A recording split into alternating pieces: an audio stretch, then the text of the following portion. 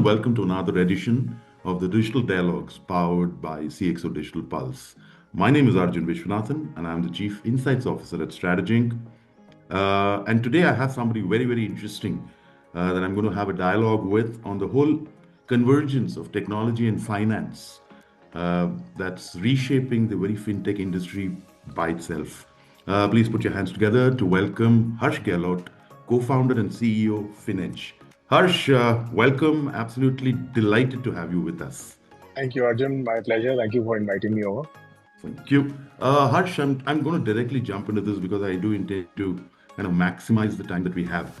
Uh, this whole convergence of wealth and finance and technology is what has given birth to the whole concept of fintech. And I do believe that the way the elephant in the room, which is artificial intelligence, is kind of reshaping traditional models is fairly mind-boggling. So in that sense, my first question to you really is, how do you see emergent artificial intelligence reshaping traditional risk modeling and profiling and portfolio construction and so on and so forth to actually better reflect an individual's evolving financial goals? So I think there's a massive change, and it's very positive from the way whether it's ML or AI or Indeed. basically all of technology which is coming through. And I think to a large extent, especially in our industry, there was a huge clutter of information which a person had to either research or go through, etc., etc. And since investing or personal finance is a very personal thing, It um, is. you in the end, if I was to give advice to somebody in the investing industry or get somebody to invest, there are two critical or three critical components. One is I really need to understand what that person needs. Of course. I need to research products and have the right offerings, and I need to have a very strong process. All these three, when they come together, form the foundation of a good investment plan. So I think in the two things where technology really has improved our lives is the information, the product bit, the research bit, as well as making recommendations and tightening of processes. Very, very critical components, which used to consume a huge amount of time. So it does a lot of things because it allows us to go through or sift through a lot of information, find out what's right, and allows us to contain or make containers within which that advice should be given, processes to ensure equality or the quality of advice being dispensed to people. So I think these are the two most critical plays that we have seen in the financial industry. Of course, there is a third aspect where the human comes into the picture. Of Within course. this, also what happens is this allows people to do their job better, to Indeed. understand better, to fit requirements better, to follow processes better. So it is like the fact that what was life before computers came in versus now the way technology is becoming more immersive.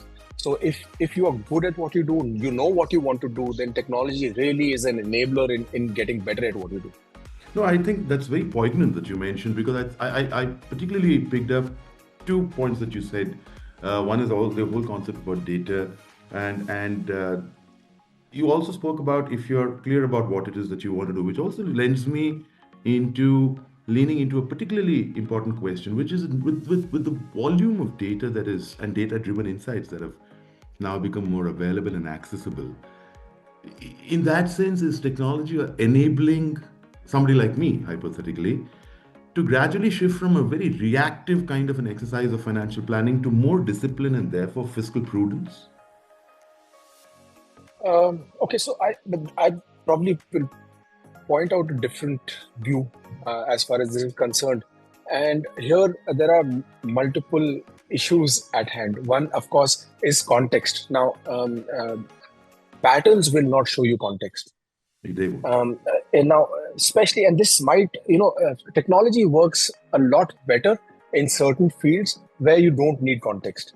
Um, Investing is basically human emotion, human behavior, discipline, research, processes which Of define the course. outcome. So Of it's course. got layers and layers of all of this put together. So data plays a very important role. However, having said that, what is the kind of data that you have? Now, for example, the problem here is the fact that what you spoke about, reactive versus predictive. I think those are the two core elements that you want to talk Indeed, about. they indeed. Um, For reactive, the problem is sometimes data further worsens conditions. So the two things that we talk about, which are extremely detrimental in investing, are greed and fear. Of Both are course, data driven. Both they are. thereafter push human behavior in a certain way. And the problem is the bias is coming. So when you start leaning on technology, your biases are already inbuilt, and most people, when I see using tech without structures, end up looking for validation rather than proper answers. And And that navigation, validation more than navigation, which is also the scary bit indeed. which makes things a lot worse, right? It Because does. then everybody really feels that they are right and this is what they should be doing. And they're And it almost looking at data to, at whatever cost, be able to validate what they feel is correct. so I don't even think they're thinking like that. So the natural bias's tendency is to ask or frame if you don't think it through, your tendency will be to frame a question in such a way that it will result in validation. And It the will. problem here is when you have so many things happening, and in investing, it's a very, very well known fact that the person himself is the worst enemy when it comes to investing. And then you start seeking validation instead of navigation, like you said. Oh, God. May God help you. Oh, So, indeed. It's almost a pig's breakfast then. so data. So again, I think where we are at the cusp of AI, I think things will improve to a large extent as AI gets deeper. So, in that sense, Harsh, are you also saying that the human element within the whole concept of financial planning, financial management, wealth planning, retirement planning, and so on and so forth, is often at cross purposes with the ability and capacities that tech have to bring to it? Or how do you kind of bring about a convergence of that? Well, I think the conversion lies in the fact that you will need to have technology embedded in the entire processes, which recognizes behavior patterns, puts up flags accordingly. Um, Having said that, there will always have to be a human who will engage with another human and tell them, listen, The this is an human in the emotional loop. decision. So I know that over a period of time, this will evolve, and there are many industries where maybe a human engagement is not required. But when a person has the biases a person has is the biggest reason for detrimental outcomes. In that So case, you true. need another human being, because now you're talking about emotional conversations. You're telling a person not to do certain things, and while tech and data will tell you what to do, but what not to do at an emotional level is very, very difficult without a conversation. And also another very important aspect: no matter how good I might be, if I don't have your buy-in and understanding of what you're doing, if it's ultimately your money, It is. if your buy-in It is. isn't there, if you're only one example I can give you, I always say this: never ever invest on tips, because the problem is successful investing cannot be done on borrowed knowledge. It cannot be done on borrowed belief. So somewhere down the line, you need to have those conversations. There has to be a discovery process. You have to have buy-in at the end of it, and then of course you have tech and data which will keep you on that path, which will do predictive analysis of what you're doing. Is there is there some sort of review, or are we losing direction? Do we need to change our path a little bit? So for all of that, tech really works really well, and data works very well. In many ways, therefore, Harsh, are you conjecturing in a way to essentially have the human looped out of the entire concept conceptually? Because see, there are junctures in time when there's extreme market volatility. Something stagnant, something's happened, various other things. How do tech platforms such as yourselves kind of help balance the human emotional angle at that particular point in time with sustained orientation towards what you're saying is guaranteed success in terms of financial planning? So if you look at events and what you're speaking about, look at the last 10 years. Look at the events which have happened. We've had wars, geopolitical issues, tariffs, digital currencies, silver, gold, starting with wave change of governments. budgets. We've had India-Pakistan wars. Um, if you just look at this period, who is the person who would have been the most successful during this period in investing? That's So an interesting. I'm flipping the conversation back to you, because question I back to you, get where because you're going. I get where you're so going. the person who would I, be as a sitting, person, would have panicked, everybody would have, right? And and many people, and I and see quite a lot it's. of us did. I think everybody would have. Now, this is where, if you look at SEBI research reports, this is one of the biggest problems, because once again, I come back to the same point, especially our hard earned money for extremely critical goals in the future, which are very close, which we love, which we want to get there, are such powerful things.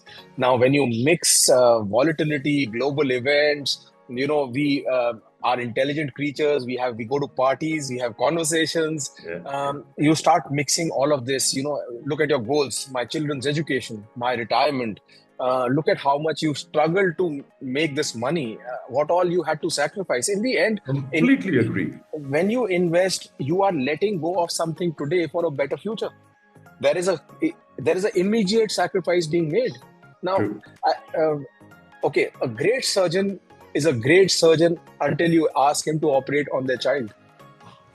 It That's why just they never changes. do. It changes everything. It does. So I think this is where it all comes down to. The best investor in the last 15 years is a person who would have continued, not done anything. He So would true. be sitting on the highest returns. How many people actually do that? Now, as per SEBI report, 70-75% people don't even invest for 2 years. Ouch. Now, 3-4 years, almost unheard of. 5-6 years, we are in La La Land, right? So Yeah. now, if I put that into context, compounding starts from the seventh year. The real wealth creation starts from the seventh year. So, see how we think things. Unfortunately, it is extremely complicated, complex, and from a human being to overcome all the emotions, information, conversation, discussions, and continue remaining invested on their own with their biases, with their intelligence, is almost a impossible task. Can I bring something that happened in the very near past, which is not even the past. It's about a couple of weeks old.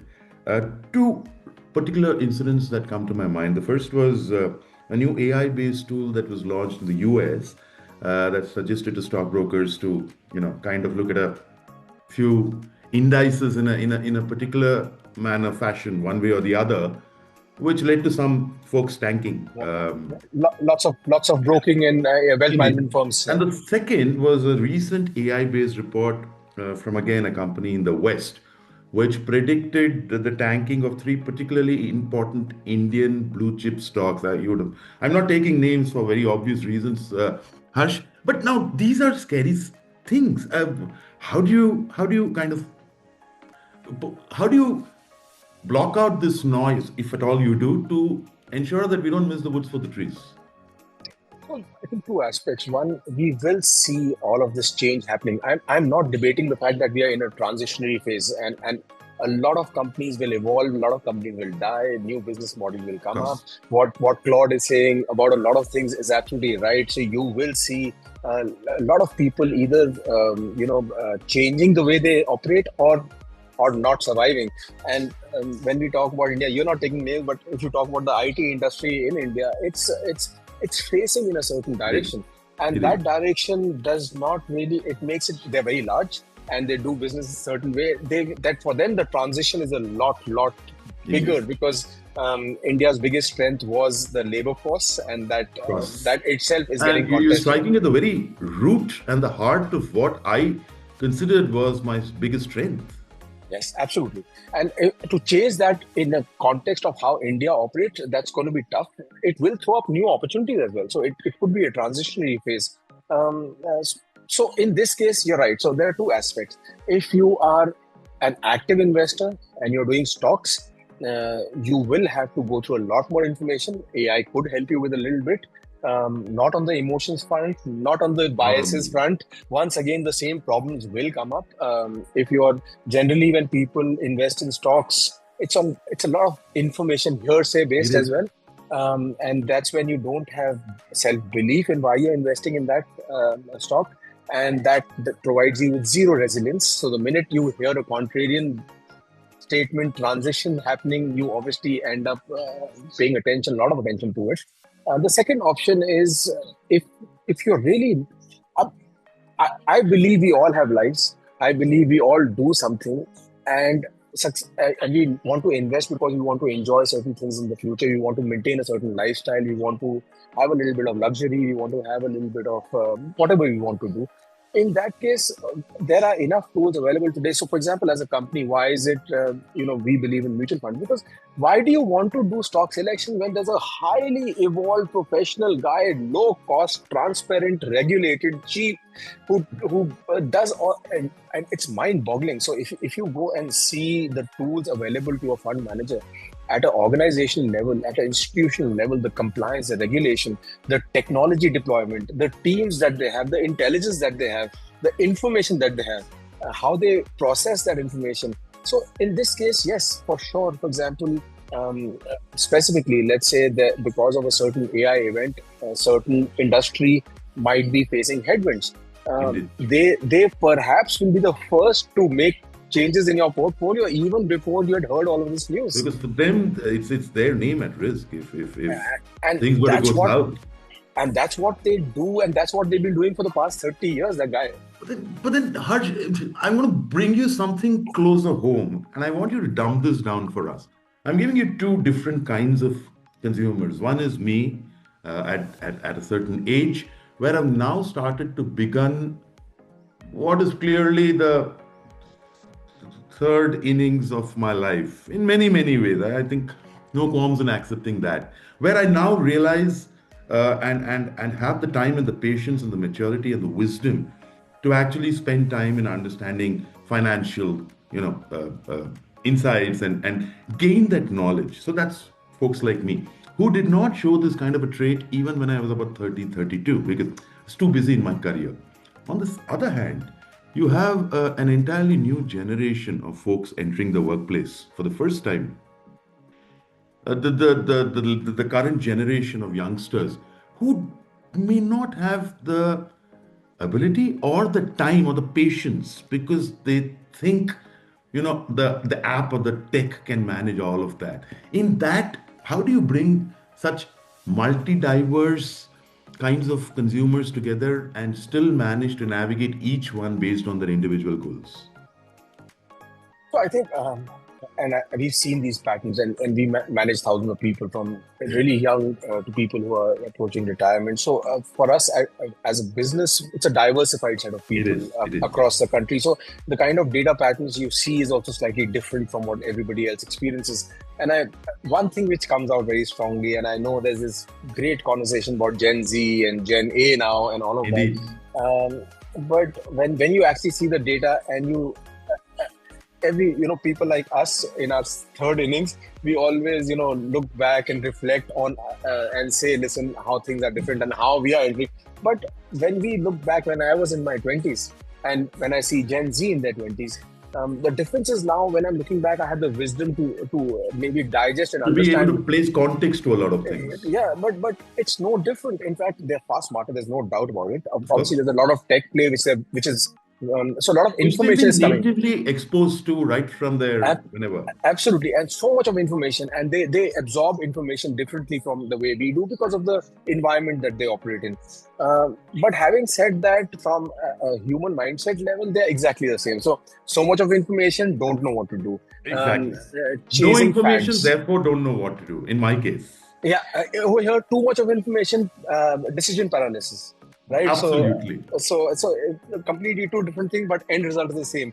The second part that I've seen with the newer generation or the young people is the fact that you know when we were there, we didn't know much, they don't know much, and they're chasing fads. And I think the lure of something fancy, quick returns is what drove us when we were young. It's what driving them. And that's the age. I strongly believe that while we're talking about tech and AI and all of that, there is something known as as you grow up, you define your relationship with money. And that has nothing to do So with true. AI or tech. So So true. that will only happen through experimentation. That will only happen when you learn and you do things and you fail. That's what life is all about. So I think, I keep giving the example, young people come to me and say, should I make a financial plan? I said, if you don't have responsibilities, if you're earning very little and, you don't really have goals, what will you get a financial plan made for? Another example that I give, that tomorrow, if I have a slight cough or a headache, I'll take a district. I won't go to a doctor. I I'll won't. go to a doctor only when I'm serious about something, right? Indeed. Indeed. So financial planning is genuinely not for everybody. I think when you're young, you can start investing. It's a very good thing. You can try investing across multiple products. That's where you learn. Most importantly, you should spend, because the value of money comes only when you spend Of money. course. And that's an important part of your relationship with money. You can save all you want, and if you're stingy, what's the point, right? You No, may I as well couldn't not agree save. more. And that's very powerfully articulated because I do have a view on the clock, Harsh, and I've got two very important questions for you. See, one of the things that also scares, or used to scare perhaps, or continues to scare investors such as I, or a newer generation, is also a very complex web of tax, regulatory, compliance based matters that we may not natively be very educated and competent to muddle through. Now, in that kind of a scenario, hesitation and fear are the first instincts. So, how do you kind of counter that? So I think that's where tech has made that very easy. So as far as understanding taxation, implications of taxation or tax efficiency, etc., all of that has become really easy. Purely data driven, no emotions. No emotion. So it's fairly simple to do. Also, our tax regimes have changed, right? Significantly. When we were young, tax was a punishment. Uh, and you would find all ways and means of paying the least. I think Yeah. we are also transitioning as a Yeah. nation, and when you see the younger generation, they are not as concerned about taxation as what possibly we were. In fact, I don't And know whether you read the latest news about, again, no names, but a girl who was planning to go on a vacation that was cancelled by her boss. But she she, still voted such, the. what sound logic. And she made a statement saying, it's not that I love my work. I work because I love traveling and that's where I want to spend. I mean, that level of clarity is obviously awesome. There's a complete mindset change as far as all that is concerned. We have a lot of young people. Most of the people who work at FinEdge are in the age bracket of maybe 23 to 27, 28, all fairly young, pretty much 2000 and beyond, right? So that's Indeed. as, and I truly believe if you're building a company today, all those things that we used to do. So when we started working, opportunities were limited. We are used to our parents' government job, engineer, doctor, pretty Indeed. much that's it. And you did whatever came your way, and That's pretty much all. hard work was guaranteed. You would, if your boss told you 14 hours, you That's didn't it. say why. You said what time to what time, right? So that's how we were brought in. But and we would do, for example, I started off my career in banking, hardcore sales. If you started caring too much about clients, you wouldn't have a job, right? So I Indeed. mean, if I say in Hindi, अगर घोड़ा घास से दोस्ती करेगा तो खाएगा क्या? करेगा तो खाएगा क्या? I think we were brought up in a different. I think that is also transitioned now. People, because we've gone through 2, 3 generations from getting bare basic needs in place to the privatization opportunities, to now people have basic expectations that I'm taken care of. Now what? So I think once again, going ahead, that culture of very Americanized, hardcore marketing, sales at any cost, just will not work anymore. Work anymore. You won't see the next set of organizations being very intrinsic, sales driven at any cost kind of an organization, and people are struggling already with all of that, with their historical sales environment. Secondly, if you don't have a good culture and a basic ethic value system, you will not be able to attract talent anymore. Money is secondary. So that's a big change, because for Absolutely. us, money and there was bare minimum opportunities. You came, whatever came your way, and you were very happy with it. So I think those are very big changes, and the way they absorb technology, the way they absorb information, and the boundaries they have created for themselves. Like this example that she was boarding a flight, and he said, "Cancel the Exactly. leave." She was going. She said, "That's it. I'm out." I'm done.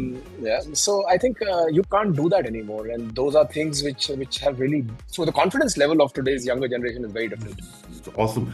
And therefore, in conclusion, I must ask you this because I'm also personally very curious to understand this. When you kind of boil all of this together and the very diverse sets of consumers, various portfolios, what is your mantra for achieving financial stability, wealth management, and a fair bit of security in the future for folks across generations? So be agnostic to anybody's age. What is your mantra? And please do give us the confidence that there's no particular age to start for especially folks like us. Oh, there really isn't. There honestly isn't because Gratifying to I hear. I think investing comes secondary. You end up saving money, and that will really help. Um, uh, I keep telling people, you wanted to save 100 rupees, but you ended up saving 70. It's a lot better than zero. Uh, Zero. so, so I think, and I invest, and I always look at the principal amount, and I say, wow, if I had not started, I wouldn't have this money. And So and true. and people misunderstand. Money is not really about buying stuff; it's about letting you be, about the So true. choices that it allows you to make. And when you start thinking like that, returns is a very secondary outcome. The one mantra that I'll answer your question. One mantra that one of the biggest mistakes people are. I started off in the beginning by saying this: overestimating product selection, stock selection, underestimating some basic things. And one of the uh, most basic things is expectation setting. You Yes. must know why you are investing far ahead of where to invest and how to invest. And that clarity must come with a certain process. You must know your cash flows. You must know anything saved. You don't have to, again, it is foolish to start investing too much too fast. You must understand that beyond 6% there is risk involved. Uh, don't over leverage, don't invest. But at the same time, expectations. The problem here is if you are only investing because somebody else invested and made returns, if you're only investing because somebody made 30%, you are bound to fail. 120%, which is why we are seeing a huge number of people not being able to remain invested. I think get your basic cash flows, understand the real purpose and why you're setting aside money, and what is the worst outcome. Like I said, you're saving money for 100 rupees in the future. You might land up at 70, but that's a lot. Indeed. But that's still It's better. infinite times better than than zero. Right? You can't Okay. mathematically I couldn't calculate that. agree more with you, Harsh. And that pretty much brings us to the end of a fascinating conversation.